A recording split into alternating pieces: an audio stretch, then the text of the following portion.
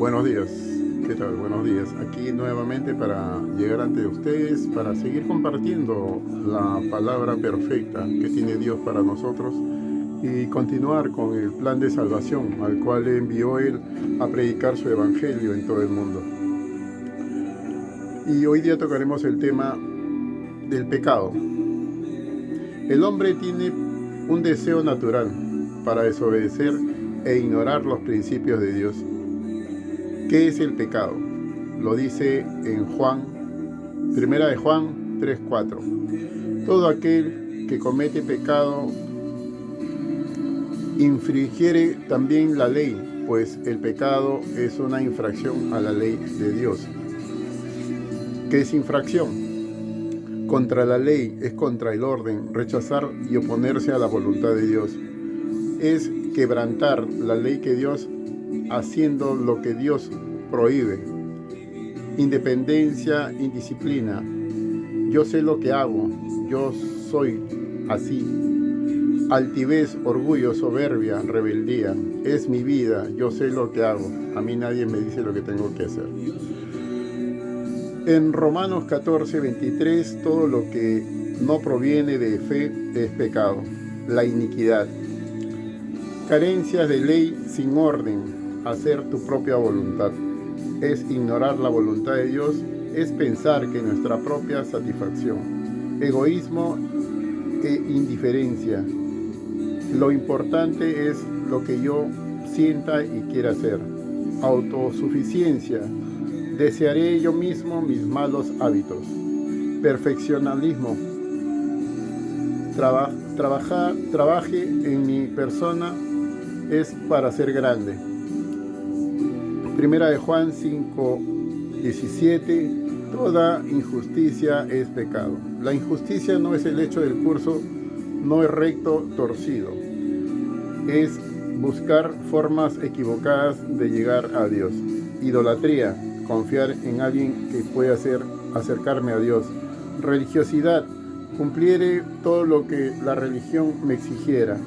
Espiritualidad es practicarse ejercicios místicos, psíquicos y objetivos que no llevan a bien. Humanismo. Haré buenas obras. Legalismo. Seré franco ante las injusticias pese a lo que pase.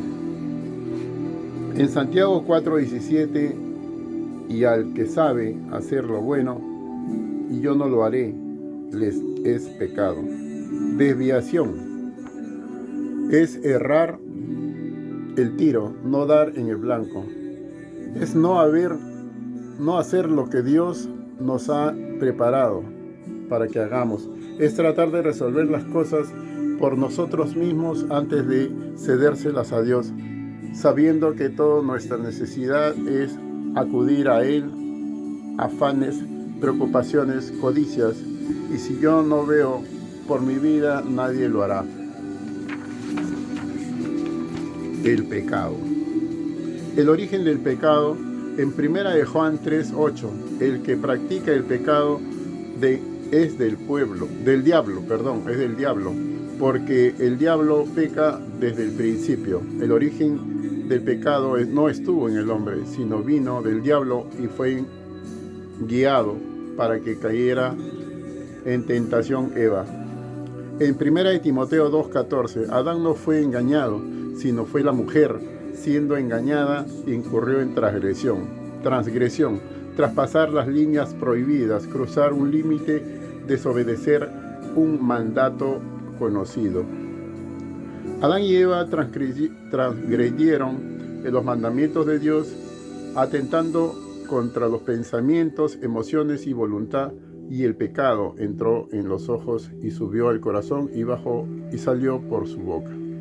En Romanos 5:14, no es obstante que nuestra muerte desde Adán hasta Moisés, aun en los que no pecaron, a la manera de transgresión de Adán. Transgresión de Adán y Eva, trabajo que conciencia de la instrucción a la muerte. El pecado es un pecado universal, no hay solo que ser humano, sino que el pecado Dios no es de su agrado de Dios. En Romanos 5:12, por tanto, como pecado entró en el mundo por el hombre, por el pecado a la muerte, y así la muerte posó sobre los hombres. El pecado es la naturaleza pecaminosa que todos los seres humanos hemos heredado de Adán, para así ser transmitida en parte a todos nuestros hijos. Los pecados. ¿Qué son los pecados? Los pecados son los pensamientos, sentimientos, palabras, acciones que que se han contaminado por medio de nuestro ser y acumulados desde que tenemos conciencia. Nacemos en el pecado y añadimos pecados durante la vida. ¿Esclavizan la voluntad del hombre? Sí. Sí la esclavizan, puesto que dependemos del error que hemos cometido, y así lo dice en Juan 8:34. Todo aquel que hace pecado es esclavo del pecado.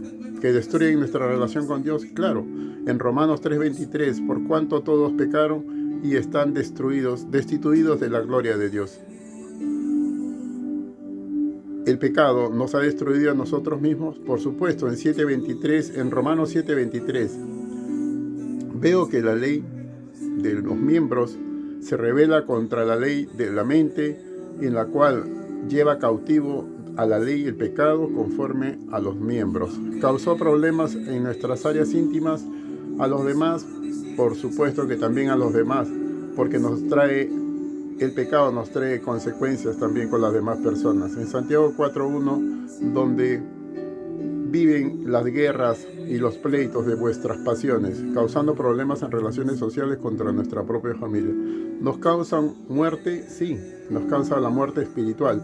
En Romanos 7:11, el pecado, tomando ocasión por mandamiento, me engañó y por él mató toda conciencia, atrayendo temor de desamparo de Dios al hombre.